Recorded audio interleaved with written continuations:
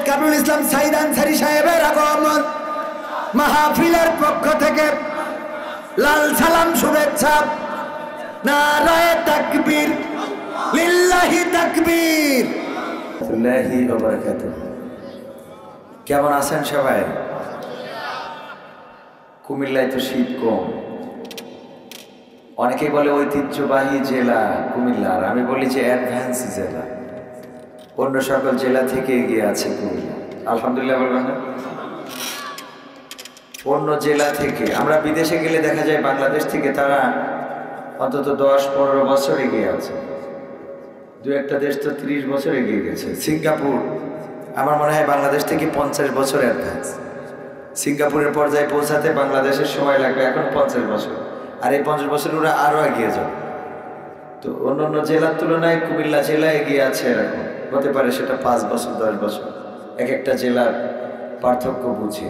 কারণ কুমিল্লায় অনেক ধনী লোকের বসবাস, শিল্পপতির বসবাস, সেই সাথে ডক্টর মিজানুর রহমান আজহারি কুমিল্লার সন্তান, ঠিক না?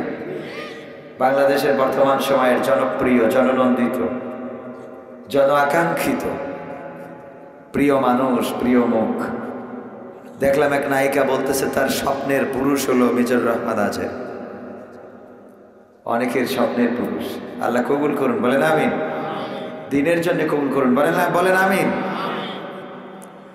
ইন্নাল হামদালিল্লাহি নাহমাদুহু ওয়া নাস্তাঈনুহু ওয়া নাস্তাগফিরুহু ওয়া নু'মিনু বিহি ওয়া নাতাওয়াক্কালু আলাইহি ওয়া না'উযু বিল্লাহি মিন শুরুরি আনফুসিনা ওয়া মিন সাইয়্যাতি আ'মালিনা মান ইয়াহদিহিল্লাহু ফালা মুদিল্লা লাহু ওয়া মান ইউদ্লিলহু ফালা হাদিয়া লাহু ওয়া নাশহাদু আন লা ইলাহা ইল্লাল্লাহু ওয়া নাশহাদু আন্না সাইয়্যিদানা মুহাম্মাদান আবদুহু ওয়া রাসূলুহু আল্লাযী আরসালাহু বিল হাক্কি বাশীরান ওয়া নাযীরা ওয়া দা'iয়ান ইলাল্লাহি বিইذনিহি ওয়া সিরাজাম মুনীরা।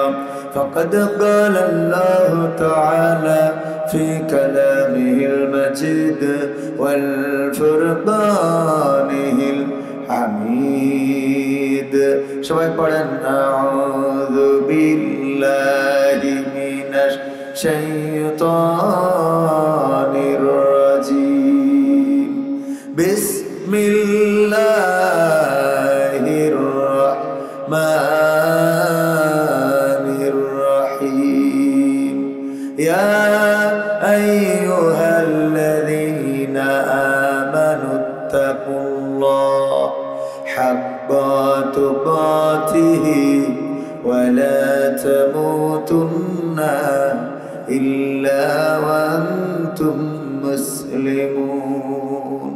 وقال الله تعالى في شأن حبيبه إن الله وملائكته يصلون على النبي يا أيها الذين آمنوا صلوا عليه وسلموا تسليما اللهم صل على سيدنا مولانا محمد سيدنا এসো হে রাসূল আবার ফিরে আমাদের মাঝে নতুন করে খুতবা দিতে কাবার মিনার পরে আল্লাহুম্মা সাইয়্যিদিনা মাওলানা মুহাম্মদ ওয়া আলা আলি সাইয়্যিদিনা নবীর নামে দুরূদ শরীফ পড়িবে যে জন তার জন্য যে হারাম হবে জাহান্নামের আগুন। আল্লাহুম্মা সাল্লি আলা সাইয়্যিদিনা মাওলানা মুহাম্মদ ওয়া আলা আলি সাইয়্যিদিনা লা ইলাহা ইল্লাল্লাহ লা ইলাহা ইল্লাল্লাহ লা ইলাহা ইল্লাল্লাহ লা ইলাহা ইল্লাল্লাহ মুহাম্মাদুর রাসূলুল্লাহ সুবহানাল্লাহ walhamdulillah la ilaha subhanallah walhamdulillah la ilaha subhanallah walhamdulillah la ilaha illallah মুহাম্মাদুর রাসূলুল্লাহ সাল্লাল্লাহু। ওরে মরলে মানুষ দাম বাড়ে তার, ওরে মরলে মানুষ দাম বাড়ে তার, বাঁচতে অবহেলা দুনিয়ার রং বাজারে এটা কেমন খেলা দয়াল, দুনিয়ার রং বাজারে এটা কেমন খেলা। ওরে মরলে মানুষ দাম বাড়ে তার, মরলে মানুষ দাম বাড়ে তার, বাঁচতে অবহেলা দুনিয়ার রং বাজারে এটা কেমন খেলা দয়াল, দুনিয়ার রং বাজারে এটা কেমন খেলা, দুনিয়ার রং বাজারে এটা কেমন খেলা দয়াল, দুনিয়ার রং বাজারে এটা কেমন খেলা।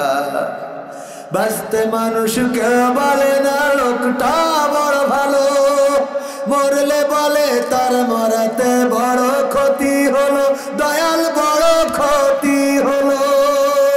বাঁচতে মানুষ কেউ বলে না লোকটা বড় ভালো, মরলে বলে তার মরাতে বড় ক্ষতি হলো দয়াল, বড় ক্ষতি হলো।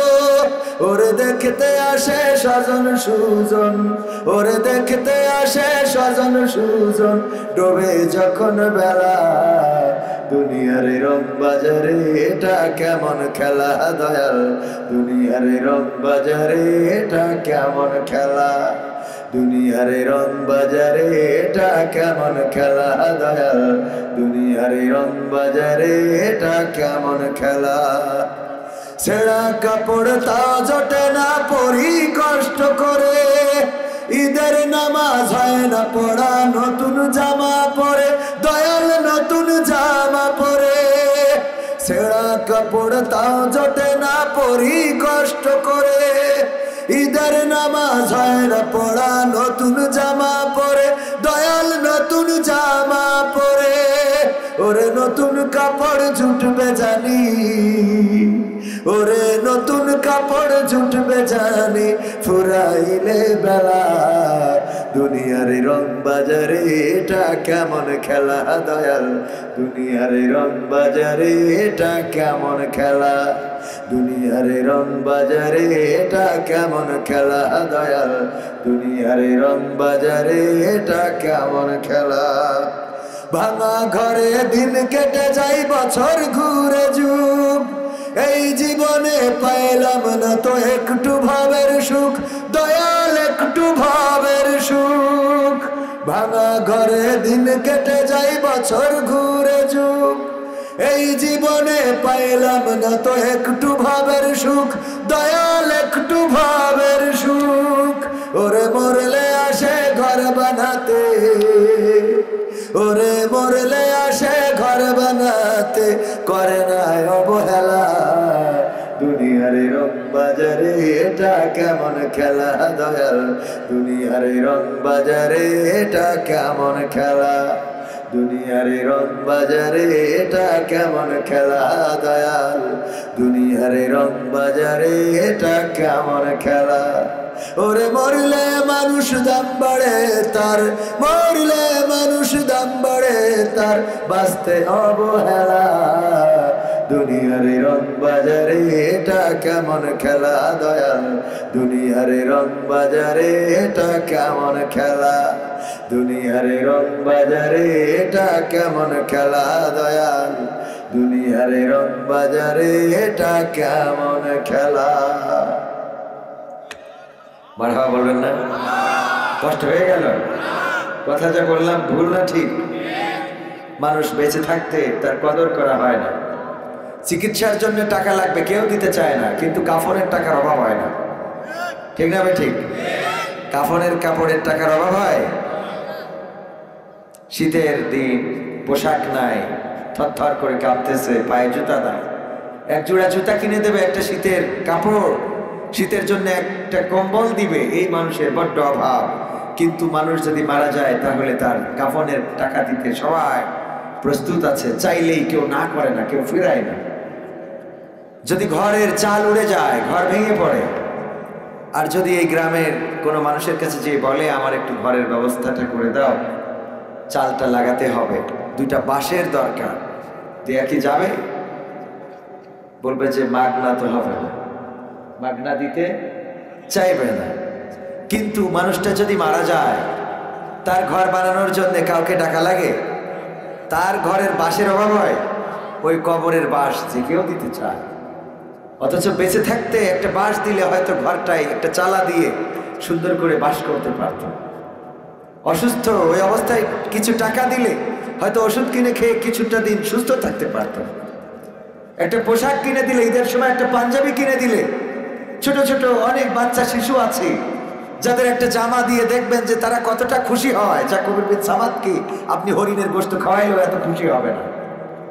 একটা বাচ্চা শিশুকে নতুন একটা কাপড় কিনে দেন, শীতের দিনে একটা পোশাক কিনে দেন, এক জোড়া জুতা কিনে দেন, স্লিপার স্যান্ডেল যাই বলেন না কেন কিনে দেন, দেখেন এই মানুষটা কত খুশি হবে। আমরা সেগুলো করতে পারি না।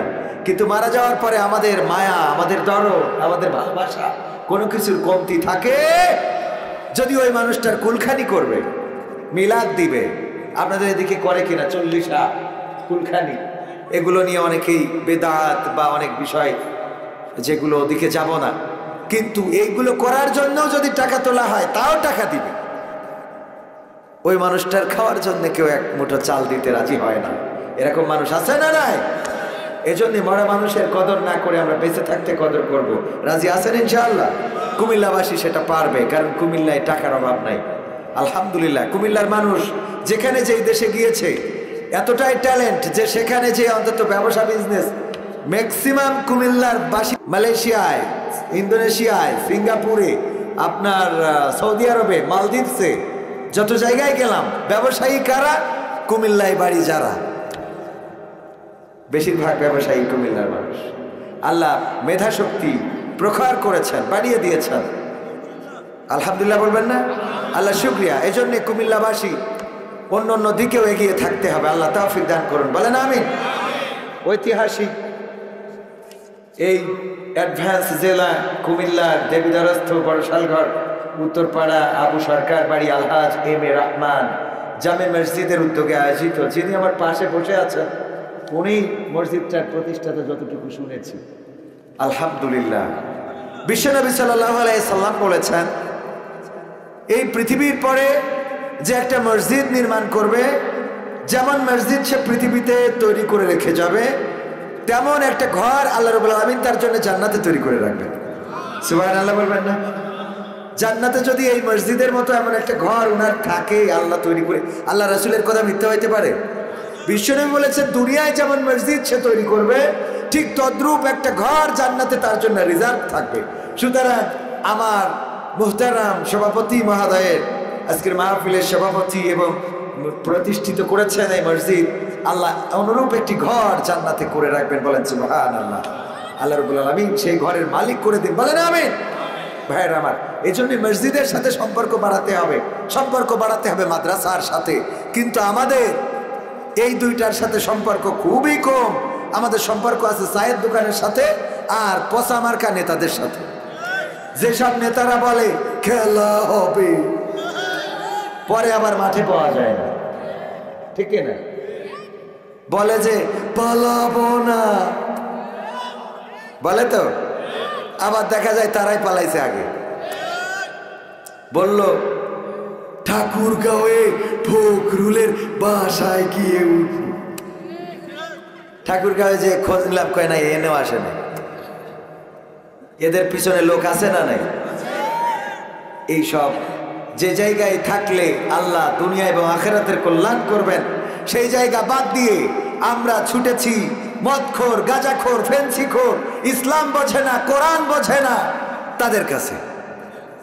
অনেকে স্টেজে উঠে বলে যে মাহফিলে হুজুর রাজনীতি করবেন না, কোরআনে তো রাজনীতি নাই, আর আপনাকে রাজনীতি করার জন্য আনা হয় নাই, তো তিনি আবার রাজনৈতিক দলের নেতা। আমার কথা হলো, কোরআনে যেহেতু রাজনীতি নাই, তুমি রাজনৈতিক দলের নেতা, তুমি স্টেজে কেন? কথা কয় না। এই স্টেজে তোমার কাজটা কি? রাজনীতি নাই এটা বুঝলাম, তো তুমি তো রাজনৈতিক দলের নেতা, তুমি স্টেজে কেন? কোরআনের স্টেজে তোমার কি? তুমি কোরআনের স্টেজে উঠার সাহস পেয়েছো কোথায়? যদি পারো চেয়ারে বসে দুইটা আয়াত বলে ব্যাখ্যা করে দাও।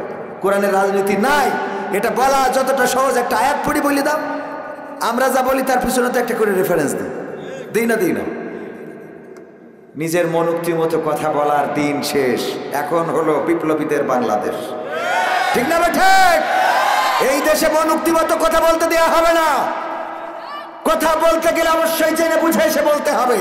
যতটুকু হাত যাবে ততটুকু চুলকাবেন, এর বেশি চুলকানোর চেষ্টা কেউ করবেন না। কারণ এর বেশি যারা চুলকাতে চেয়েছে তাদের অবস্থান বাংলার জমিনে হয় নাই, তাদের অবস্থান হয়েছে দাদার দেশ ভারতে হয়েছে। বলেন ঠিক কিনা? কারণ এই দেশ তাওহীদি জনতার বাংলাদেশ। এই দেশের মানুষ যদি রক্ত দেয় তারা মারা যায় না, তারা শহীদ হয়, ঠিক না? ঠিক। 1971-এ যারা রক্ত দিয়েছে তাদেরকে আমরা কি বলি? 1971-এর শহীদ। আমরা 1952-তে যারা রক্ত দিয়েছে তাদেরকে কি বলি? 1952-তে ভাষা আন্দোলনে শহীদ। শহীদ শব্দ কিন্তু হিন্দুদের নয়, বৌদ্ধদের নয়, খ্রিস্টানদের নয়, নাস্তিকদের নয়, আওয়ামী লীগের নয়, বিএনপির নয়, জাসদের নয়, বাসুদের নয়। শহীদ শব্দ এসেছে আল্লাহর পক্ষ থেকে, আল্লাহর রাসূল আমাদেরকে জানিয়েছেন। বলেন ঠিক কিনা?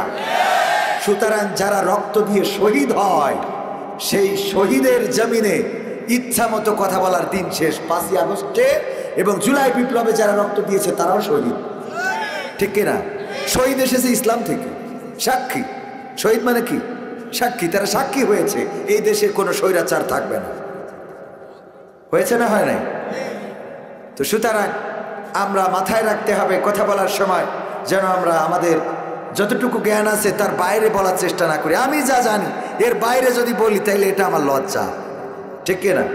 আমি এখন যদি বলি আমার যশোরে ওই যে আগের সময় যে ওয়াজ ছিল যে নোয়াখালীর বক্তা নাকি যশোরে যে ওয়াজ করতো, বা যশোরের বক্তা কোনো জায়গায় ওয়াজ করতে গেছে, নোয়াখালীর আবার একটু বেশি চালাক, তো কুমিল্লা থেকে আরো একটু চালাক নোয়াখালী।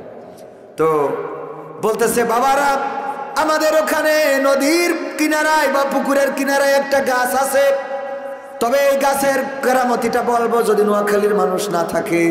নোয়াখালীর একজন আছে কিন্তু চুপচাপ কোনো কথা কয় নাই। কয় যেহেতু নাই তাইলে বলা যায় কি ব্যাপার। ওই গাছ থেকে যদি একটা পাতা ওই পুকুরের পানিতে পড়তো তাইলে কুমির হয়ে পানিতে চলে যেত, আর যদি ডাঙায় পড়তো তাইলে বাঘ হয়ে বনে চলে যেত। নোয়াখালীরা উঠে বলতেছে হুজুর আমার একটা প্রশ্ন ছিল, ওই পাতাটা যদি অর্ধেক পানিতে আর অর্ধেক ডাঙায় পড়ে তাহলে কি হইতো? কয় বাড়ি কই? নোয়াখালী। কইছিলাম না যে নোয়াখালীর লোক থাকলে ওয়াজ করবো না। এখন এই নোয়াখালীর লোক থাকলে ওয়াজ করা যাবে না, কুমিল্লার আন্দাজে তো এই জাতীয় কথা বলার দিন এখন আর এই সব কথা বাংলাদেশের মানুষ খাবেও। কেরামতি ছিল খালি শুনেছি। আমার মনে হয় আমি যদি আপনাদের একটা পরীক্ষা নিই, কুমিল্লার লোক পাশ করবে কিনা আমার ভয় হয়। পরীক্ষা করবে একটু, যে ইমানের দিক থেকে কতটুকু অ্যাডভান্স করবো, পরীক্ষা দিতে রাজি? ও ছোটবেলার মতো একটা পরীক্ষা হয়ে যাক, রাজি ইনশাআল্লাহ? রাজি তো সবাই? প্রস্তুত?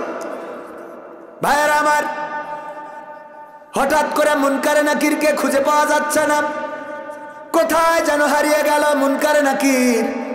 চারিদিকে কত লাশ মারা গেল। আমেরিকায় লস অ্যাঞ্জেলস পুড়ে গেছে, সেখানে ওই ক্যালিফোর্নিয়ায় কত মানুষ পুড়ে মারা গেল। সব যখন কবরে রাখা হয়েছে, তাদেরকে প্রশ্ন করতে হবে, মান রব্বুকা মান দিনুকা মান নাবিয়ুকা। কিন্তু এই প্রশ্ন করার জন্য মুনকার নাকির দুইজন ফেরেশতা কোথায় হারালো, খুঁজে পাওয়া যায় না। আল্লাহ তাড়াতাড়ি করে একটা তদন্ত টিম গঠন করলেন, কিছু ফেরেশতার সমন্বয়ে গঠন করার পরে বললেন, যাও তাড়াতাড়ি করে যে দেখো দুনিয়ায় কার কবরে আটকে আছে। কোথায় প্রশ্ন করতে যে এখনো ফেরে না। ফেরেশতারা আসলো, খুঁজতে খুঁজতে খুঁজতে খুঁজতে দেখলো যে হযরত আব্দুল কাদের জিলানী রাহিমাহুল্লাহর কবরে মুনকার নাকিরকে হাত পিছনে দিয়ে একেবারে শক্ত করে বাইধে রেখে দিয়েছে। বাঁধার পরে, এটা দেখার পরে ফেরেশতারা তাড়াতাড়ি চলে গেল, যে আল্লাহকে বলল, ওগো আল্লাহ, তোমার মুনকার নাকির এক কবরে দেখলাম হাত পিছনে দিয়ে বাইধে রেখেছে শক্ত করে, ছাড়ে না ছাড়ে না। বলল, কার কবর জানো নাকি? বলল যে ওই ব্যক্তির নাম আব্দুল কাদের জিলানী। বলল, তো আমার মুখলেস বান্দা, যাও তাড়াতাড়ি করে শোনো, কেন বাঁধে রেখেছে, কি জন্য, অপরাধটা কি, কি অপরাধের কারণে বেঁধে রেখেছে। আসার পরে জিজ্ঞাসা করলো, অপরাধটা কি? অপরাধ হলো, আব্দুল কাদের জিলানী বলল, সে আমার কবরে ঢুকেছে কিন্তু সালাম দিয়ে প্রবেশ করে নাই, এই কারণে বেঁধে রেখেছি। যে ফেরেশতারা রিপোর্ট করলো, আল্লাহ সালাম দিয়ে ঢোকে নাই বলে বেঁধে রেখেছে। আল্লাহ রাব্বুল আলামিন বললেন, এখন জিজ্ঞাসা করো কি করলে ছেড়ে দেবে, কি করলে ছেড়ে দেবে, এটা জিজ্ঞাসা করো আমার আব্দুল কাদের জিলানীর কাছে।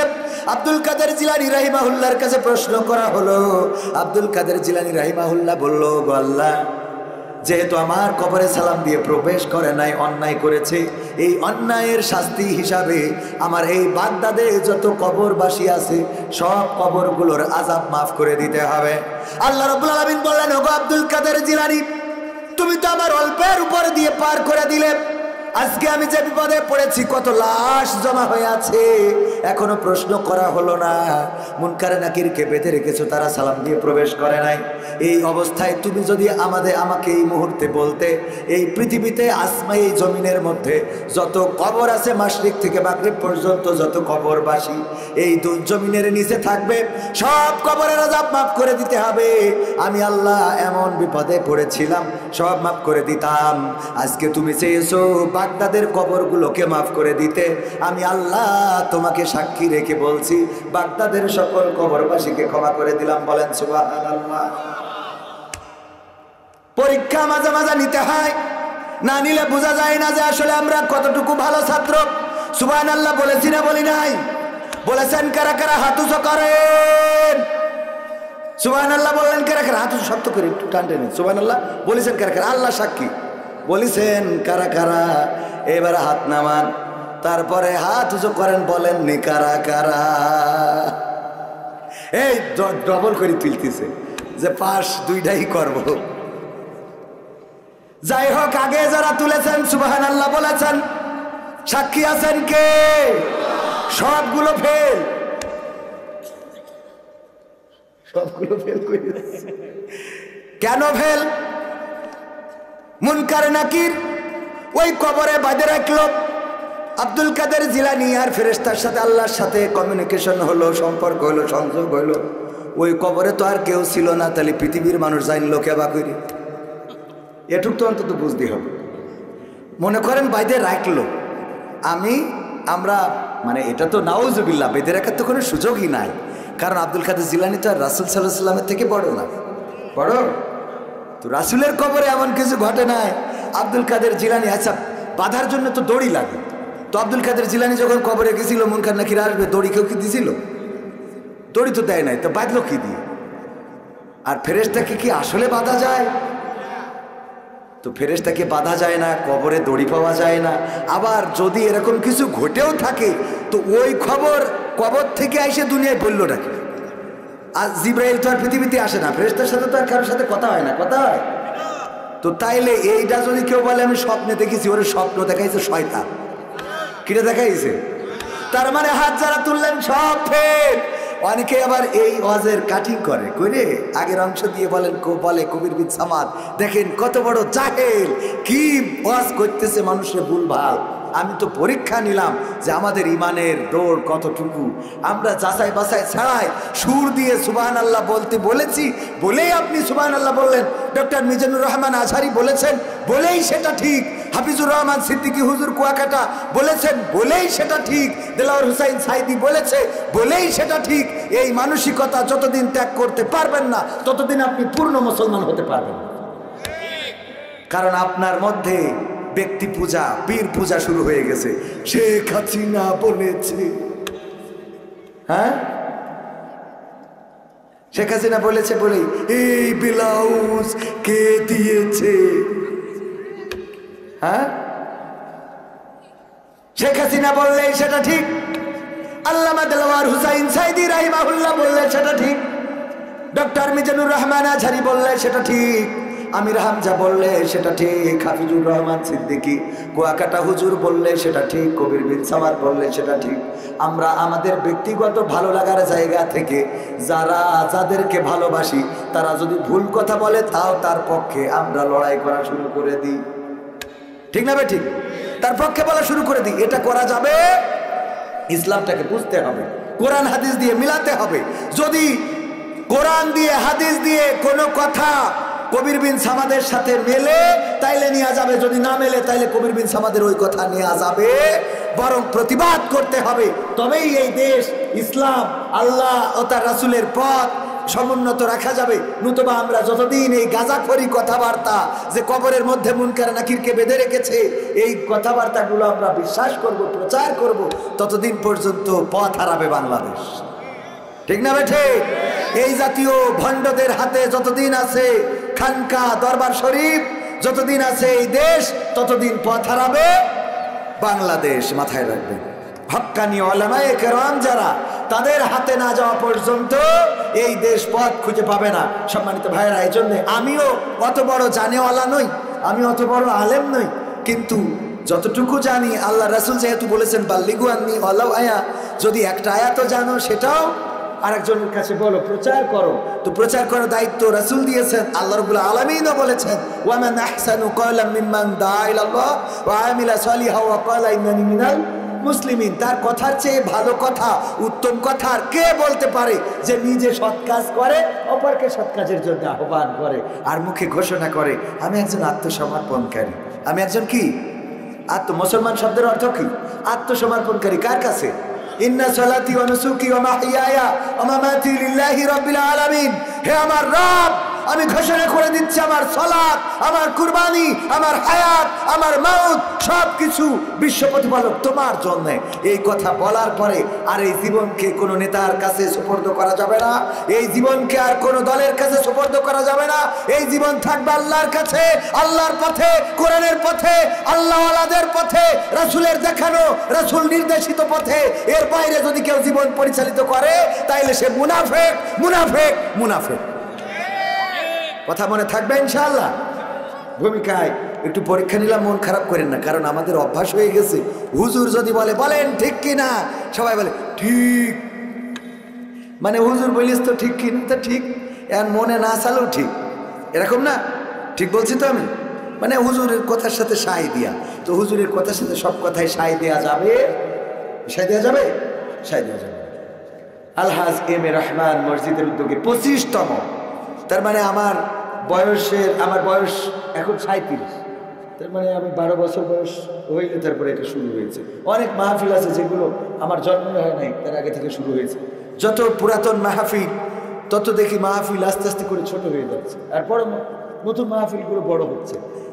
এটার কারণ কি বুঝলাম না। কারণ হলো নতুন মাহফিলগুলো হয়েছে বড় বড় ভাইরাল বক্তা নিয়ে আসা হয়, ভাইরাল হুজুর, পরিচিত আলেম ওলামায়ে কেরাম। ডক্টর মিজানুর রহমান আজহারি ভাই আসবেন, আমির হামজা আসবেন, মামুনুল হক আসবেন, রফিকুল ইসলাম মাদানী আসবেন, জসিমউদ্দিন রহমানি আসবেন। এমন যদি সব ভাইরাল এক জায়গায় আসে, একেবারে দেশের লোক ওয়াজ শোনার জন্য না, খালি দেখার জন্য যায়। কারণ এখন ওয়াজ মাহফিলও অনেক হয়ে গেছে যে ওই শাকিব খানের শুটিং দেখা মতো। ঠিক না ভাই? ঠিক। মিলাই নিয়েন। ওয়াজ মাহফিলও হয়ে গেছে কেমন, শাকিব খানের শুটিং দেখতে যাওয়া মতো। মানে আমি ওনার ভালোবাসি, তাই ওনার একটু দেখতে যেতে হবে, ঠেলে ঠুলে একেবারে সামনে যেতে হবে। যে বিশৃঙ্খলা, হইচই, উল্লাস, হুল্লোড়, এই সেই মাহফিলের পরিবেশটাই নষ্ট। এরা না বোঝে মাহফিল, না মানে মাহফিল, না পড়ে নামাজ, না পিসাব ফিরে কুলুপ নেই। বিশাল বড় ভক্ত কবির বিন সামাদকে বলে, ভাই আমি আল্লাহর জন্য আপনাকে ভালোবাসি।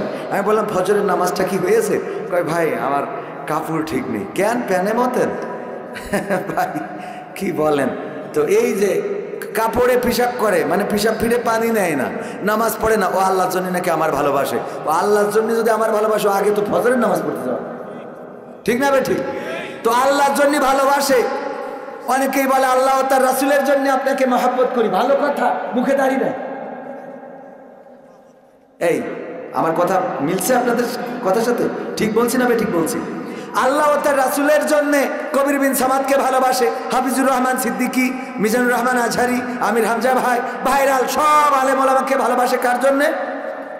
আল্লাহর জন্য ও তার রাসূলের জন্য। অথচ ম্যাক্সিমাম এই জাতীয় কথা বলা ভক্তগুলোর মুখে দাঁড়িয়ে নেই।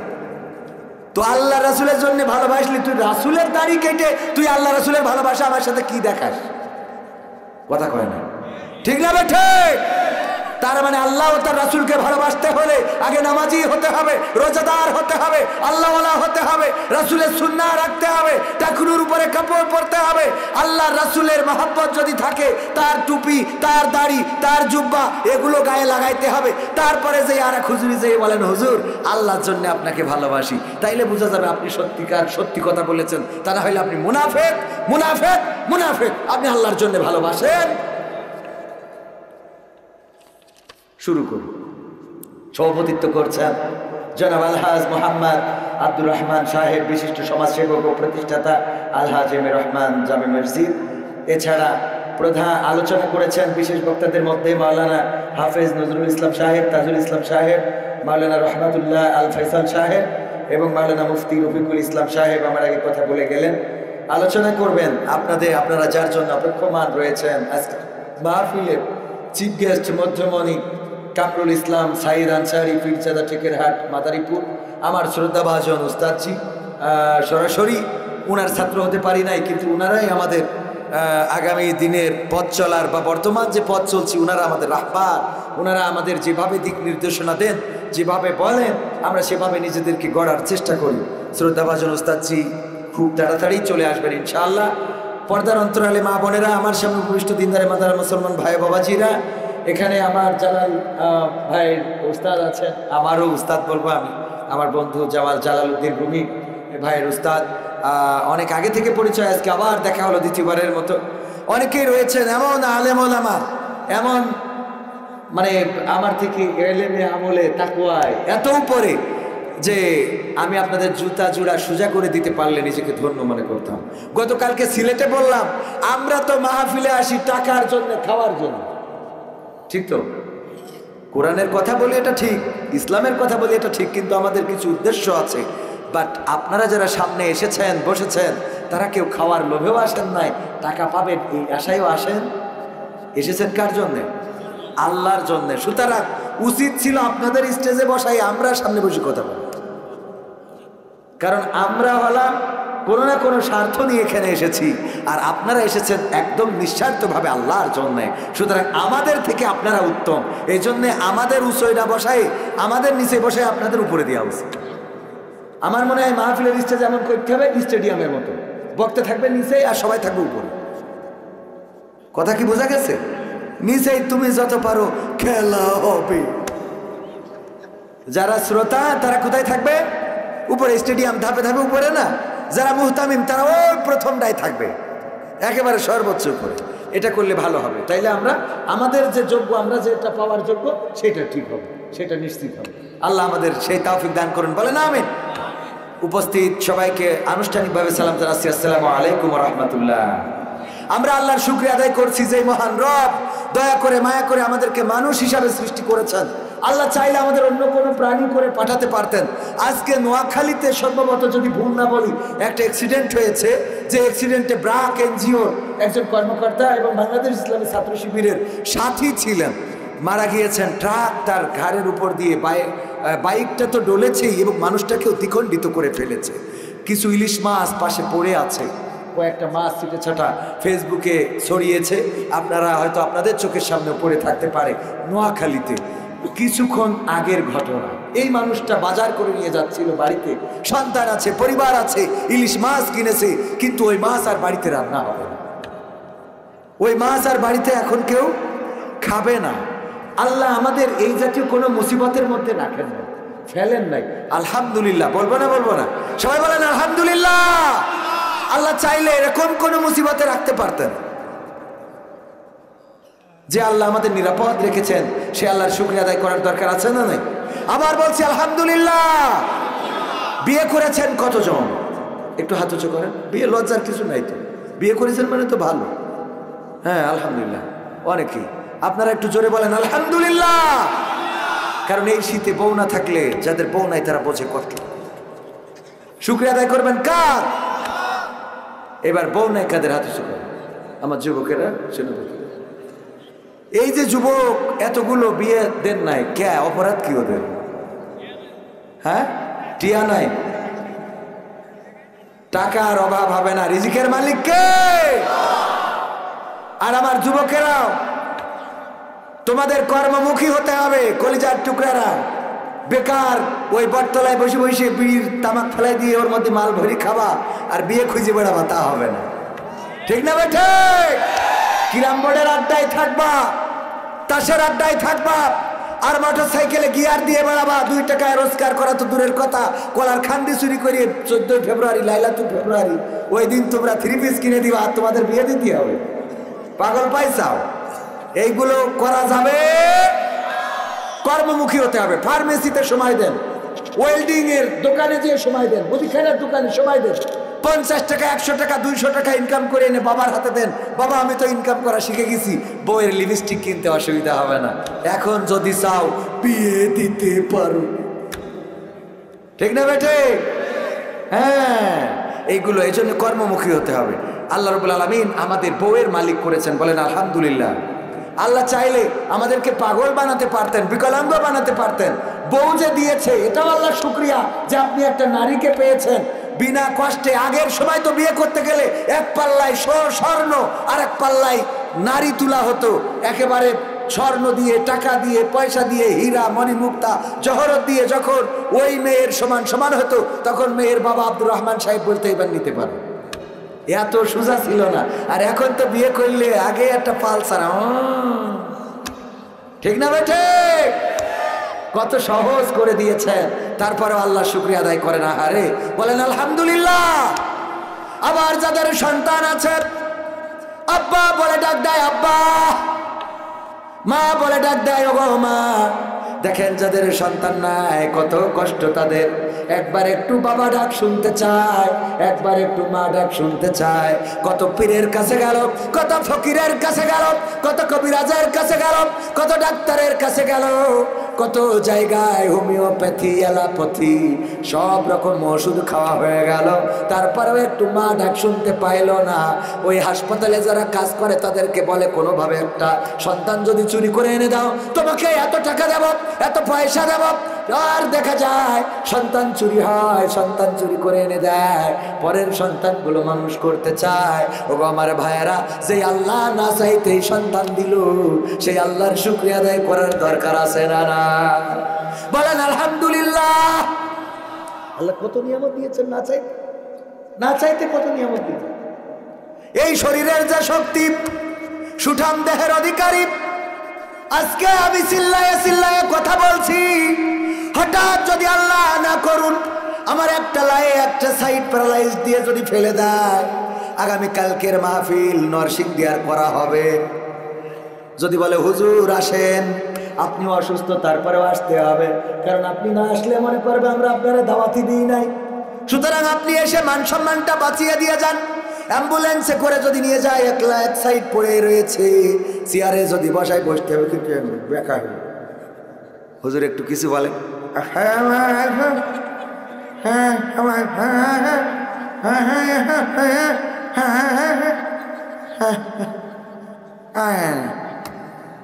হয়ে গেছে, ঠিক না ভাই? ঠিক, মানে আমার এ পাশ পড়ে গেছে, এখন আর খেলা হয় না। হ্যাঁ হ্যাঁ হ্যাঁ হ্যাঁ হ্যাঁ, কিসের ক্ষমতা, কিসের লড়াই, কিসের অহংকার, কিসের ভয়? সব চূর্ণ বিচূর্ণ হয়ে যাবে। মিনহা খলাকনাকুম ওয়া ফিহা নুঈদুকুম ওয়া মিনহা নুখরিজুকুম তারাতান। আমরা এগুলো পড়ি কোথায়? কবরস্থানে। যে এ কি কবরস্থানের দোয়া? মিরপুরে অ্যাক্সিডেন্ট করেছে, এই দূর যাত্রাবাড়ি, গাড়ি ট্রাকের পিছনে লাগিয়ে গেছে, টাইট টাইট। তো ঢাকা শহর মানে, আমি বলি আল্লাহ মাফ করুক, এ কথা হয়তো ভুল হইতে পারে, যাদের পরে আল্লাহ একটু না খোশ, ওদেরকে ঢাকায় বসবাস করতে দেয় আল্লাহ, যে তোরা ঢাকায় থাক, অন্যরা গ্রামে থাকুক কুমিল্লা। মানে এত জ্যাম, অতিষ্ঠ, গাড়ির হর্ন, ধুলো, দুর্গন্ধ, কি নাই ঢাকা? সত্যি না মিথ্যা? আপনি ঢাকায় যান, জীবনের সময়ের কোনো দামই নাই। বাসের মধ্যে উঠেছেন, আসবেন কোথা থেকে? গাবতলী থেকে যাত্রাবাড়ি। বাসের মধ্যে বসে আছেন, চিন্তা করতে হবে হায়াত যখন শেষ হয় হবে, চলতে থাকুন। এই ছাড়া তো আর কোনো তসবি টিপারও কোনো লাইন নেই। বাসের মধ্যে কত রকম, কত কথা, কত গল্প, কত গান, কত রকম। এর মধ্যে একবার হিজড়া দে টাকা দে, মোটে বাসে না যান এরনে। হ্যাঁ হুজুরির রেকর্ড ধরো, মিজাজ কত। এরপরে ফকির আল্লাহ বন্ধু মানুষের দান করিলে বাবা তুমি, মানে মাথা গরম হয়ে যায়। হেল্পার টাকা চাই একবার, ফকির টাকা চাই একবার, হিজলে টাকা চাই একবার। এরপরে আবার একজন প্রেসক্রিপশন নিয়ে উঠবে, ওইটি হবে আমার আব্বার, খালাতো ভাই, নানার, ফুপু শ্বশুরের স্বাস্থ্য ভাই ক্যান্সারে আক্রান্ত, ওরও চিকিৎসা করতে হবে আমাদের। তারপরে কিছুক্ষণ পরে আবার এক হিন্দু উঠবে, উঠি বলবে আমার মেয়ের বিয়ের জন্য এসেছি, দাদা কিছু দিবে। ওর মেয়ের বিয়ে তাও দিতে হবে। এই ঠিক বলছি না ভুল বলছি? অতিষ্ঠ, জীবন অতিষ্ঠ হয়ে যায়। যাদের নিজস্ব গাড়ি আছে ওদের পরে আল্লাহ রহমত আছে। আপনারা আছেন না? তাহলে কেমন করে আল্লাহ কবুল করুন, বলে না আমিন। নিজের গাড়ি, ওর মধ্যে যা কারামে থাকে। তারপরেও এসে বাচ্চারা গিলাস মোছে, মুইছে গ্লাসের সামনে দাঁড়াবে, এইবার দাও, আমি 10 টাকা দিছি, বলছে মামা 10 টাকায় কি হয়? তার মানে তোর জন্য কি ভিটে বেছে না তো মামা? 10 টাকায় কি হয়? কেমন লাগে কোন তো? মামা 10 টাকায় কি হয়? মানে 10 টাকাও নেবে না। ফকিররা এখন আপডেট কুমিল্লায় লিখা ফকির মুক্ত অঞ্চল। কি লিখা? ফকির মুক্ত অঞ্চল। আপনাদের দেবিদারে লেখা ফকির মুক্ত উপজেলা। ওই সাইনবোর্ডের নিচে বসে একজন ভিক্ষে করতেছে। আমার আব্দুর রহমান সাহেবের মতো একজন যে বলছে, এই মুরব্বী ভিক্ষে করার জায়গা খুঁজি পাওনি? তা বলছে না, সব জায়গা মানছি দখল করে নিয়েছে। তাই আমি এখানে বলি, এখানে বসে সব কনে বসে সব পরে লিখা খেয়ে তুই নিজে করতেছিস কি? বাবা কি লিখা উপরে? উপরে কি লিখা? মানে উপরে লিখা ফকির মুক্ত, ভিক্ষুক মুক্ত অঞ্চল। কই ঠিক আছে বাবা, লেখাও ঠিক আছে, আমিও ঠিক আছি। কি করে ঠিক থাকে? উপরে লেখা ভিক্ষুক মুক্ত অঞ্চল, তার সাইনবোর্ডের নিচেই তুমি ভিক্ষে করো। কয় আমি তো বাবা ভিক্ষে করতেছি না, তাহলে কি করতেছ? পাশাপাশি সাহায্য করা হয়েছে, আবার একদিন এই মাটিতে তোমাকে ঢুকিয়ে দেওয়া হবে, আবার একদিন এই মাটি থেকে তোমাকে জীবন্ত করে উঠানো হবে। এই কথাটা আল্লাহ আমাদের কোরআনের মাধ্যমে জানিয়ে দিয়েছেন। আর আমরা এইটা নিয়ে যে লাগাইছি কবরে, এর যেন লাশ নামাবার দোয়া। এটারে কি বানাইছি? লাশ নামাবার দোয়া। ও অ্যাক্সিডেন্টের কথা বলতে যে এত দূর আসলাম, গাড়ি অ্যাক্সিডেন্ট হয়েছে, আমার ফেসবুকে ছবি দিয়েছি, দেওয়ার পরে যে একটু দুর্ঘটনায় পড়েছি, গাড়িটা অ্যাক্সিডেন্ট হয়েছে। তো অনেকেই লিখছে ইন্নালিল্লাহ, কবির বিন সাওয়াদ ভাইয়ের গাড়ি অ্যাক্সিডেন্ট করেছে। এই লিখার কারণে আমার ছোট ভাইয়ের কাছে খবর গেছে যে তোমার ভাই তো যাত্রাবাড়িতে অ্যাক্সিডেন্ট করি মরি শেষ, আবুল হায়াত ফুরে গেছে। কি হয়েছে? আমার ছোট ভাই ফোন দিয়েছে, ভাই কি খবর? বললাম ভালো তো, গাড়িটা খালি দুর্ঘটনায় পড়েছে। কয় আমার তো আমাদের গ্রামে প্রচার হয়ে গেছে, আপনি মারা গেছেন। কারা প্রচার করেছে? তো অমুক। আমি বললাম তাদের যে জিজ্ঞেস করো এটা প্রচার করেছে কেন? ওরা কয় আমরা দেখলাম যে ফেসবুকে লিখা রয়েছে ইন্নালিল্লাহি ওয়া ইন্না ইলাইহি রাজিউন, কবির বিন সাওয়াদ ভাইয়ের গাড়ি অ্যাক্সিডেন্ট করেছে। তা বুঝলাম যে ইন্নালিল্লাহ মানে পড়া মানে তো মরে যায়, মানে বুঝতে পারিছেন? ইন্নালিল্লাহি ওয়া ইন্না ইলাইহি রাজিউন পড়লেই মনে করে কেউ মরে গেছে, অথচ এটা কোরআনের আয়াত, আপনি পড়লেই সওয়াব। ওগো আল্লাহ, তোমার তরফ থেকে এসেছি, নিশ্চয় তোমার কাছেই ফিরে যাওয়া লাগবে, ফিরে যাব আমরা, তোমার কাছে প্রত্যাবর্তন করব।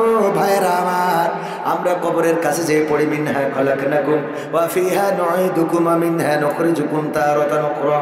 ওগো আল্লাহর বান্দা, এই মাটি থেকে তোমাকে সৃষ্টি করা হয়েছে, আবার এই মাটিতে তোমাকে ঢুকানো হবে, আবার একদিন এই মাটি থেকে তোমাকে জীবন্ত করে ওঠানো হবে।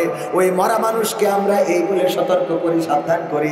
বলেন দেখি, মরা মানুষের সাবধান করলে ওর আর ব্যাক এসে ভালো হওয়ার সুযোগ আছে নাকি? সুযোগ আছে? তাইলে আমরা ওর বলি কেন? কারণটা কি? সবের নিয়তে, সবের নিয়তে না, এটা সবের নিয়তে পড়লে আপনি সূরা ইয়াসিন পড়বেন, আয়াতুল কুরসি পড়বেন, সেখানে আরো বেশি সওয়াব। সূরা রহমান পড়বেন, আলহামদুলিল্লাহ অনেক বেশি সওয়াব। 3 বার কুল পড়েন, সূরা নাস পড়েন, সূরা ফালাক পড়েন, সূরা ফাতিহা পড়েন, তারপরে দোয়া করেন আল্লাহর কাছে। কিন্তু মিনহা খলাকনাকুম ওয়া ফিহা নুঈদুকুম ওয়া মিনহা নুখরিজুকুম তারাতান উখরা, এইটা কবরে পড়তে বললো কিনা? আমরা শক্ত আয়াতটাকে, শক্ত জায়গায় পড়া আয়াতটাকে নরম জায়গায় লাগাই দিয়েছি। কেমন? আয়াতটার শানে নজুল হলো সূরা তাহার বিষয়বস্তুর মধ্যে রয়েছে মুসা আলাইহিস সালাম এবং ফেরাউনের ঘটনা। ওই সময় আবু জাহেলরা জানতে চাইলো, ওই সময় কাফেরেরা বলল, মুসার ঘটনা, ফেরাউনের ঘটনা তুমি কতটুকু জানো, আমাদেরকে একটু বোঝাও। আল্লাহ রাব্বুল আলামিন সেটা জানাইলেন, সূরা তাহার মাধ্যমে জানাইলেন। আর এই সূরা তাহার 55 নম্বর আয়াতটা প্রথমে আল্লাহ মুসা আলাইহিস সালামের উপরে নাজিল করেছিলেন। মুসাকে বলেছিলেন, মুসা যাও, ফেরাউনকে সাবধান করো, সতর্ক করো, কারণ সে বলেছে আনা রব্বুকুমুল আলা, আমি রব, আমি এই বিশ্বের প্রতিপালক, আমি রব, আমি প্রতিপালক, আমি এই বিশ্বের সবকিছুর স্রষ্টা, আমি মালিক, সব আমার হুকুমই হয়। নীল নদের জোয়ার আসে যায় আমার হুকুমি, সূর্য ওঠে ডোবে আমার হুকুমি। আল্লাহ বললেন, দেখো বাউন্ডারি ক্রস করেছে, সীমানার বর্ডার ক্রস করেছে, তাড়াতাড়ি করে যেয়ে তারে থামাও। মুসা আলাইহিস সালাম বললেন, কি করে থামাবো? আল্লাহ রাব্বুল আলামিন বললেন, কিছু নিদর্শন আমি তোমাকে দিচ্ছি, এই নিদর্শনগুলো দেখাবা। কি নিদর্শন? লাঠি ছেড়ে দিবা, সাফ হয়ে যাবে। যদি না মানে হাত বগলে ঢুকাবা, বের করবা আলো, আলোর ঝলকানি শুরু হয়ে যাবে। যদি না মানে তাইলে তারে ভালো করে বুঝাবা, ওয়াজ শোনাবা। মুসা আলাইহিস সালাম বলছে, ওয়াজ যে শোনাবো, আমার তো কণ্ঠের জড়তা আছে, আমার একটা ভালো বক্তা লাগবে। বক্তার দাম আছে না নাই? ভালো বক্তা লাগবে। আল্লাহ, আমার ভাই হারুন, সে বক্তা ভালো, ওয়াজ করে ভালো, সুর ভালো, কণ্ঠ ভালো, যদি তাকে তুমি নবুয়ত দিয়ে দিতে আল্লাহ, তাইলে তারে নিয়ে যেতাম। আল্লাহ কবুল করলেন, হারুনকেও নবুয়ত দিয়ে দিলেন। তারপরে ফেরাউনের দরবারে গেল, সব কিছু দেখালো, শোনালো, বুঝালো, মানলো না। এরপরে আল্লাহ রাব্বুল আলামিন বলল, ওগো মুসা, তুমি ফেরাউনকে বুঝাও, মিনহা খলাকনাকুম ওয়া ফিহা নুঈদুকুম ওয়া মিনহা নুখরিজুকুম তারাতান উখরা। ওগো ফেরাউন, এই যে অহংকার করো, লড়াই করো, বড়াই করো, চেয়ারের ক্ষমতা দেখাও, ক্ষমতায় কেউ স্থায়ী হয় না, হোক না সে হাসিনা কি বারে না, চেয়ারটা চিরকাল থাকে না। ক্ষমতায় কেউ স্থায়ী হয় না, মুজিবুর বেশি দিন থাকেনি, জিয়াউর কেউ তো রাখেনি। মুজিবুর বেশি দিন থাকেনি, জিয়াউর কেউ তো রাখেনি। এরশাদ চলে গেছে পৃথিবী ছেড়ে, এরশাদ চলে গেছে পৃথিবী ছেড়ে, কেউ আজ তার কথা কয় না। ঠিক না বেঠে? ক্ষমতায় কেউ স্থায়ী হয় না, হাসিনা ক্ষমতা ধরে রাখতে আয়না ঘর বানিয়েছিল, জনগণের রোশন আলে দাদার দেশে পালিয়ে গেল। হাসিনা ক্ষমতা ধরে রাখতে আয়না ঘর বানিয়েছিল, জনগণের রোশন আলে দাদার দেশে পালিয়ে গেল। ডিবি হারুনের পাশে আর ডিবি হারুনের পাশে আর পরিমণিদের দেখা যায় না। ক্ষমতায় কেউ স্থায়ী হয় না, হোক না সে হাসিনা কিবারে না, সে আরটা চিরকাল থাকে না। ঠিক না বেঠে? এই চেয়ার চিরকাল থাকে না। যেই মানুষগুলোকে এই দেশ থেকে বিতাড়িত করেছিল, যাদেরকে ফাঁসির কাস্টে ঝুলিয়েছে, যাদের হাতে হাত কড়া পরিয়েছে, যাদের পায়ে ডান্ডা বেড়ি ছিল, যারা কারারুদ্ধ ছিল, একে একে মুক্তি পেয়ে যায়। আজকেও দুইজন মুক্তি পেয়েছে, তার মধ্যে একজন হলো ডেস্টিনির চেয়ারম্যান রফিকুল ইসলাম খান, যদি ভুল না বলি। আর 2 নম্বর হলো 7 সিস্টার্স নিয়ে যে বাপের বেটা কথা বলে শুধু নাই, 7 সিস্টার্স যেন ভেঙে খান খান হয়ে যায়, তার জন্যে যে জেগেছিল, তার নাম হলো লুৎফুজ্জামান বাবর। এই বাঘকেও আজকে মুক্ত করে দেওয়া হয়েছে, বলেন ঠিক কিনা? যেই মানুষগুলোকে কারারুদ্ধ করে রাখা হলো, ভারতের প্রেসক্রিপশনে যাদেরকে ফাঁসির কাস্টে ঝুলানো হলো, এমনকি লুৎফুজ্জামান বাবরের বিরুদ্ধেও ফাঁসির রায় দেওয়া হয়েছিল। ফাঁসি কার্যকর করার জন্য বিভিন্নভাবে আইন আদালতে দৌড়াদৌড়ি হচ্ছিল মামলাগুলো। ওগো আমার ভাইয়েরা, আল্লাহ রাব্বুল আলামিন যেটা পরিকল্পনা করেন সেই পরিকল্পনা বাস্তবায়ন করে ফেলেন। আল্লাহ রাব্বুল আলামিনের পরিকল্পনা বাস্তবায়িত হয়। আমাদের পরিকল্পনা এটা তো নিছক পরিকল্পনা মাত্র। আল্লাহ চাইলে বাস্তবায়িত হবে, না চাইলে বাস্তবায়িত হবে। শেখ হাসিনার এত ক্ষমতা, বললো 41 সালের আগে এই ক্ষমতা ছাড়বে না। আল্লাহ বললো 41 সাল তো দূরের কথা, 31 সালও আসবে। তাদের পরিকল্পনা ছিল 41 সাল পর্যন্ত, কিন্তু আল্লাহর পরিকল্পনা ছিল 24 সাল। ঠিক না ঠিক?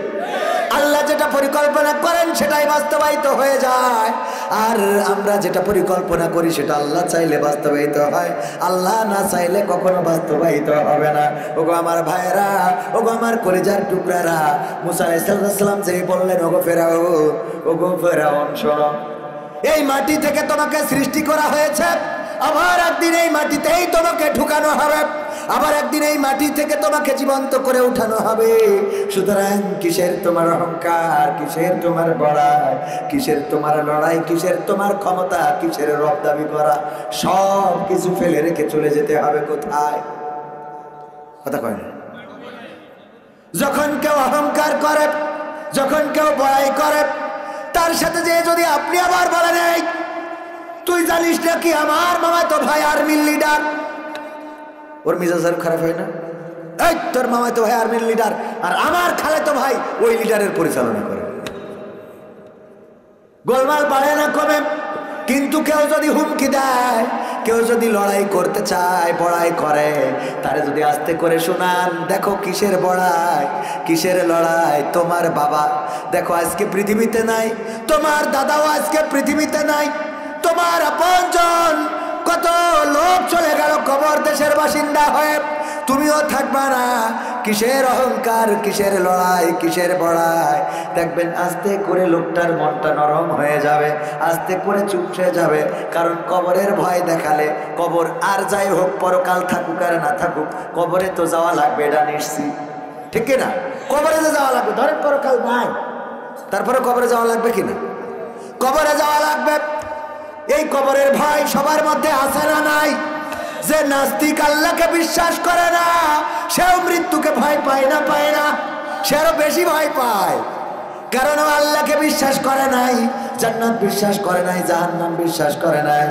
মারা যাওয়ার পরে বুঝতে পারবে, মনের মধ্যে তো দুশ্চিন্তা আছে যে যদি থাকে তাহলে কি হবে। আছে তো অবশ্যই, আছে তো অবশ্যই। মানে যদি থাকে বলে কোন শব্দ মুসলমানেরা ইউজ করতে পারবে?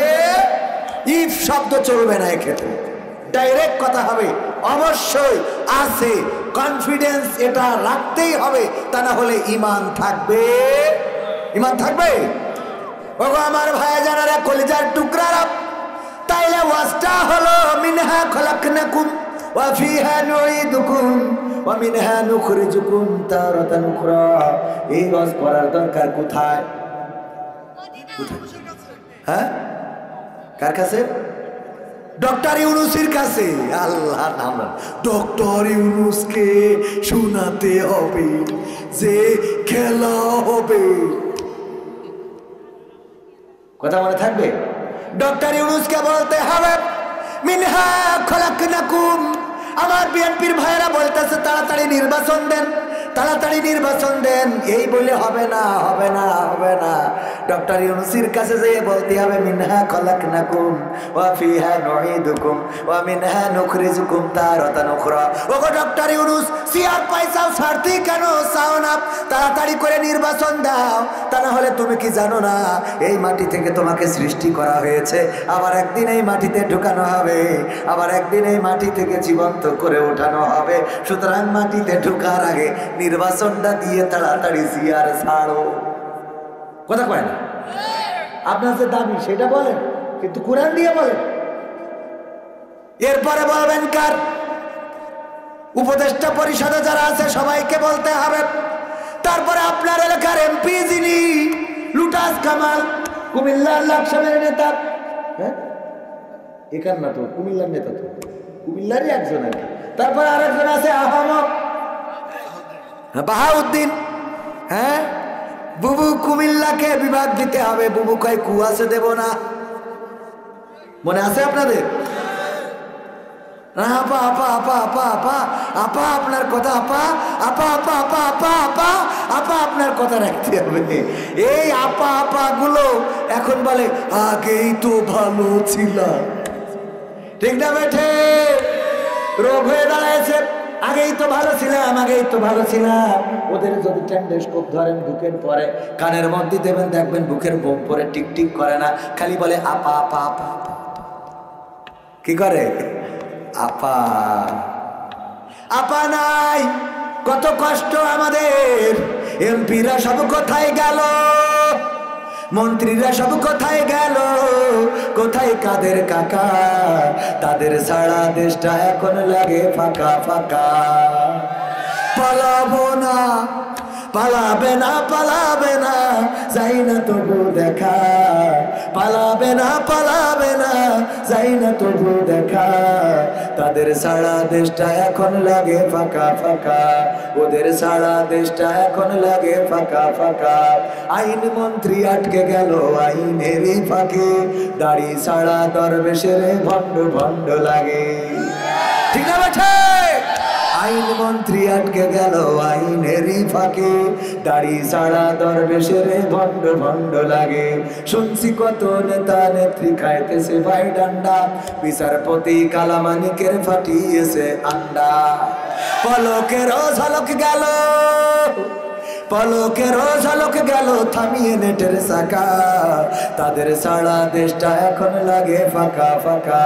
ওদের সারা দেশটা এখন লাগে ফাঁকা ফাঁকা। কই গেল সেই সংসদেতে মমতাজের গান? কোথায় গেল হযরত বলা স্বামী মুসলমান? কই গেল সেই সংসদেতে মমতাজের গান? কোথায় গেল হযরত বলা স্বামী মুসলমান? ইনু মেনন দীপু মনি আছে কারাগারে। বাপ করিলেও পাপ কখনো ছাড়ে কি আর তারে? কোথায় গেল স্পিকারের, কোথায় গেল স্পিকারের দৃষ্টি আঁকা বাঁকা?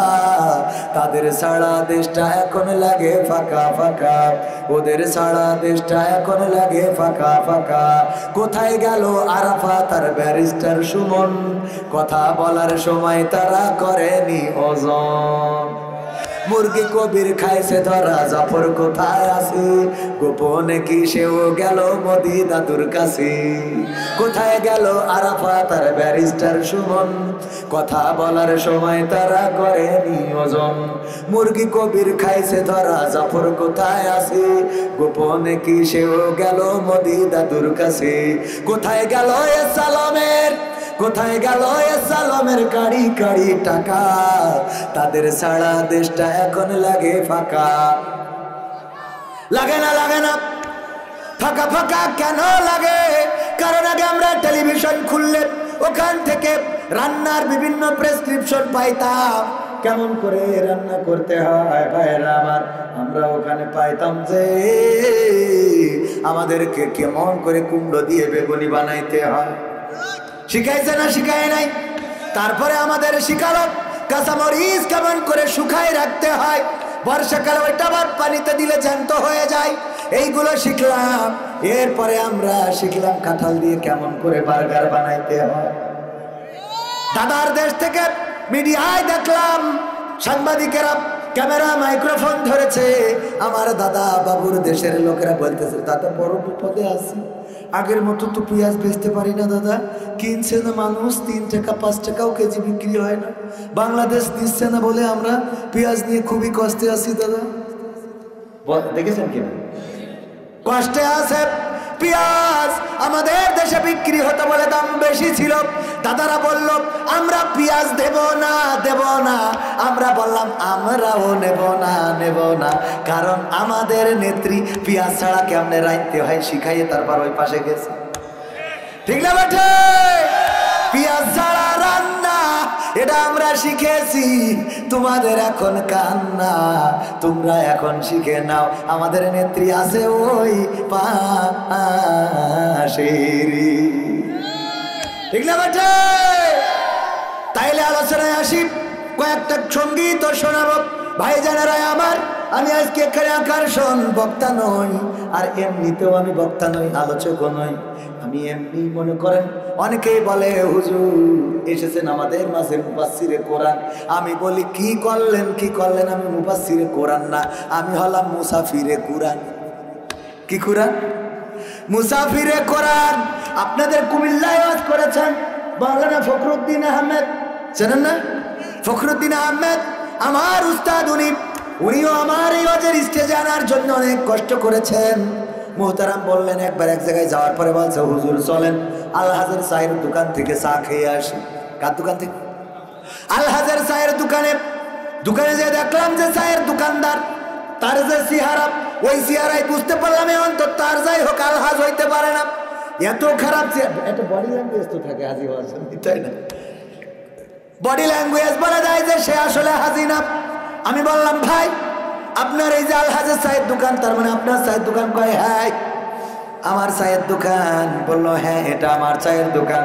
আচ্ছা আপনি হজ করেছেন কত সালে? কয় হুজুর মাফ করবেন আমি আসলে হজ করিনি। তাইলে আলহাজের চায়ের দোকান হইল কেমনে? কয় হুজুর আমি আসলে আলহাজ না, আমি হলাম জেল হজ। কি হজ? জেল হজ। কি করে জেল হজ? হুজুর আমি গাজার ব্যবসা করতাম রে, গাজার ব্যবসা করতে যেয়ে পুলিশ ধরে নিয়ে গিয়েছিল, নিয়ে যাওয়ার পরে আমার যখন জেলখানায় দিলে যেই দেখলাম একমাত্র আমি রোহিঙ্গা, বাকি সব বাংলাদেশ। মানে একমাত্র ওই কেমন যে দেখলাম ওখানে মতিউর রহমান নিজামী, আলী হাসান মোহাম্মদ মুজাহিদ, কাদের মোল্লা, দেলার হুসাইন সাইদি, মামুনুল হক, আমির হামজা, তারপরে আরো যারা আছে রফিকুল ইসলাম মাদানী সহ সব ওলামায়ে কেরাম, সব বড় বড় হুজুর। আমি চিন্তা করলাম এগের মধ্যে আল্লাহ আমারে ঢুকাইলো কেমনে? এই জেলখানা তো ওগের আমি এর মধ্যে কে? ঠিক না ভাই? ঠিক। জেলখানা তো সব হুজুরদের হয়ে গেছিল। ঠিক না ভাই? ঠিক। সত্য বলছি না মিথ্যা বলছি? সব হুজুরদের জেলখানা। আমি চিন্তা করলাম যেহেতু আল্লাহ কবুল করেছে, আর আমি এই জেলখানা থেকে বের হয়ে আর গাজার ব্যবসা করব না, অন্যায় পথে ইনকাম করব না। এই জন্য আমি এই যে মাদ্রাসা, আমি এই চায়ের দোকান দিয়েছি। আমার যারা কাস্টমার ছিল গাজার কাস্টমার, ওরা রহস্য করে আমার দোকানটারে নাম দিয়েছে আলহাজের চায়ের দোকান। মানে মজা করে যে এখন আলহাজ হয়েছে, মানে এখন কি হয়েছে? আসলে হুজুর আমি আলহাজ না, আমি হলাম জেল হজ, কারণ জেলখানাতে পরিবর্তন হয়েছে। কথা কি বোঝা গেছে? আমি ওই রকম একজন। যাই হোক আলোচনায় আসতে চাই, আলোচনা করবো। কষ্ট হচ্ছে আপনাদের? শুনবেন ইনশাআল্লাহ।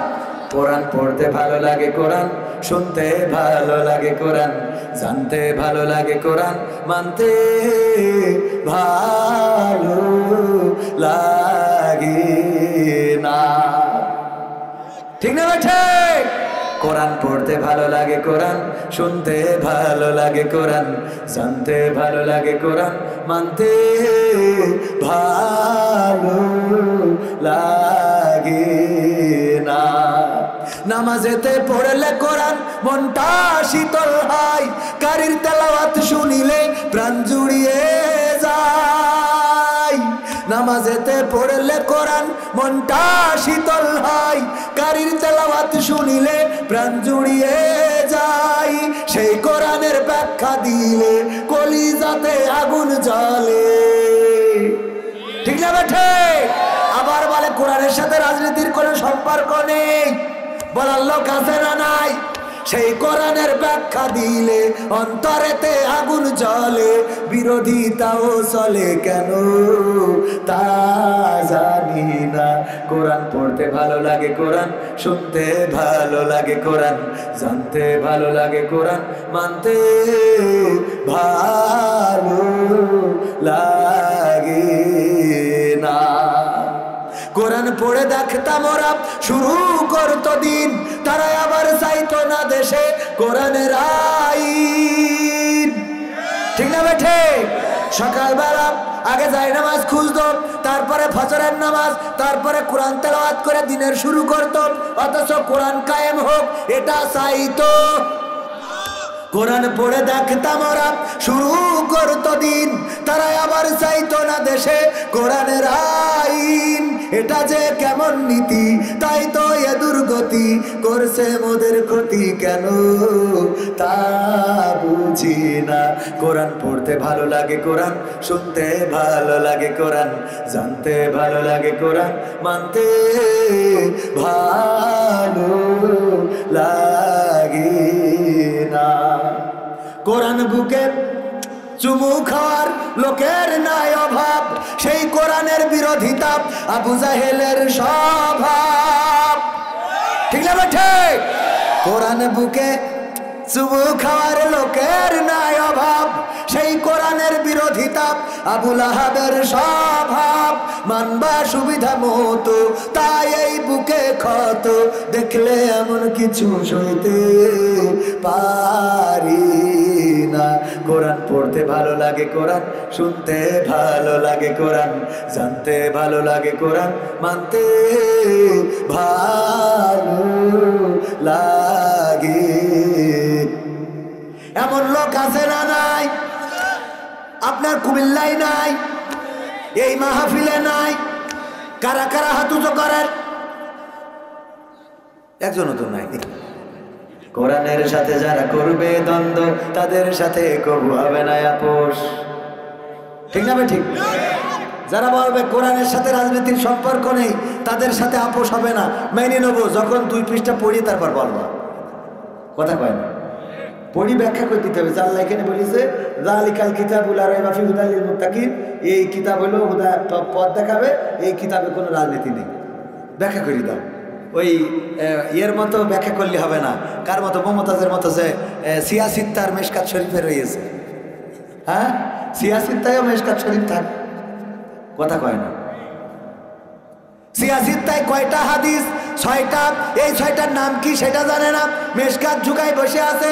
সিয়াসিত্তার মেশকাত শরীফের হাদিসই রয়েছে আলিফে আল্লাহ, মিমে মুহাম্মদ আর লামে জিব্রাইল, আলিফ লাম মিম। আল্লাহ রাসূলও ব্যাখ্যা করে নেয়, ও ব্যাখ্যা দেয়। হ্যাঁ, পীর সাহেব। ঠিক না ঠিক? কোরআনের সাথে যারা করবে দ্বন্দ্ব, তাদের সাথে কবু হবে না আপোষ। জেল জুলুম হলেও হবে, জেল জুলুম হলেও হবে, বিবেকের কাছে তবু রব নির্দোষ। আমার রবের কাছে রব নির্দোষ, মহান প্রভুর কাছে রব নির্দোষ। কোরআনের সাথে যারা করবে দ্বন্দ্ব, তাদের সাথে কবু হবে না। কোরআনের কথা যারা বলে যাই আজ, তাদের দমাতে কত ফন্দি। কাউকে ধরে নিয়ে দিয়েছে ফাঁসি, কাউকে রেখেছিল বন্দি। কোরআনের কথা যারা বলে যাই আজ, তাদের দমাতে কত ফন্দি। কাউকে ধরে নিয়ে দিয়েছে ফাঁসি, কাউকে রেখেছিল বন্দি। হক কথা বললে জ্বলে যায় গা, কোরআনের কথা সইতে পারে না। হক কথা বললে জ্বলে যায় গা, কোরআনের কথা সইতে পারে না। জানি না তাদের আমাদের পরে কেন এত আক্রোশ। জেল জুলুম হলেও হবে, জেল জুলুম হলেও হবে, বিবেকের কাছে তবু রব নির্দোষ। আমার রবের কাছে রব নির্দোষ, মহান প্রভুর কাছে রব নির্দোষ। কোরআনের সাথে যারা করবে দ্বন্দ্ব, তাদের সাথে কবু হবে না। কোরআনের কথায় আজ বলতে গেলে আসছে বাধা কত ভাবে। কোরআন প্রেমিকেরা হাতে রেখে হাত সামনে এগিয়ে যাবে। দিনের কথায় আজ বলতে গেলে আসছে বাধা কত ভাবে। কোরআন প্রেমিকেরা হাতে রেখে হাত সামনে এগিয়ে যাবে। হক কথা বলতে করি না কো ভাই, জীবনের বিনিময়ে আনবো বিজয়। হক কথা বলতে করি না কো ভাই, জীবনের বিনিময়ে আনবো বিজয়। বুকে আছে শক্তি, অন্তরে আছে সাহস। সাহস আছে না নাই? আবু সাইদের মতো বুক পেতে কি দিতে পারবেন? কোরআনের জন্য যদি রক্ত লাগে, কোরআনের আন্দোলনে যদি থাকা লাগে, আল্লাহর জমিনে আল্লাহর দিন বাস্তবায়নের জন্য যদি মিছিল মিটিং করা লাগে, সেই মিছিল মিটিং এ শরীক থাকার দরকার আছে না নাই? বাতিল যদি আমাদের দিকে বন্দুক তাক করে, তাইলে আবু সাইদের মতো বুক পেতে দিয়ে বলতে হবে, ওগো বাতিলেরা শুনে নাও, তোমাদের জন্য আমাদের বুকটা উন্মুক্ত করে রেখেছি। তোমাদের বুলেট আমাদের বক্ষ ছেদ করে পিছন দিক দিয়ে বের হয়ে যেতে পারে, আমাদের রক্তে জমিন ভেসে যেতে পারে, কিন্তু এই জমিনে আল্লাহর কোরআন কায়েম না হওয়া পর্যন্ত আমরা রাজপথ ছেড়ে দেব। রাজপথ কি ছাড়া যাবে? না, ছাড়া যাবে না। আমার ভাইয়েরা বলেছিল আমার মা বোনদের ব্যাপারে একটু কথা বলার জন্য। মা বোনদের ব্যাপারে বলতে চাই, আল্লাহ বলেছেন ওয়া করনা ফি বুয়ুতিকুন্না ওয়ালা তাবাররাজনা তাবাররুজাল জাহিলিয়াতিল উলা। ওগো নারীরা পর্দার মধ্যে থাকো, জাহিলি যুগের মেয়েদের মতো সেজে গুজে নিজেদেরকে প্রদর্শন করে বেড়ায়ও না। কথাটা কার? সবাই বলেন কথাটা কার? আল্লাহ কি বললেন? ওগো নারীরা পর্দার মধ্যে থাকো, জাহিলি যুগের মেয়েদের মতো সাজুগুজু করে নিজেদেরকে প্রদর্শন করে বেড়ায়ও না। এই কুমিল্লায় বিউটি পার্লার নাই। বিউটি পার্লারে কি আমার আব্দুর রহমান সাহেব ঢোকে? কোন হুজুর ঢোকে? কোন পিতা মানুষ ঢোকে? আল্লাহ নারীদের বললো সাজুগুজু করে দেখাই বেড়ায়ও না, আর আমরা তার উল্টোটা করলাম। আমরা নারীদের সাজুগুজু করার জন্য, আলকাতরা বেগমকে পরিমণি বানানোর জন্য বিউটি পার্লার করেছি। আর এই বিউটি পার্লার করে বলে, এই বিউটি পার্লার কে দিয়েছে? নারায়ে তাকবীর, লিল্লাহি তাকবীর। প্রধান বক্তার আগমন, টেকেরহাটের পীর সাহেবের আগমন,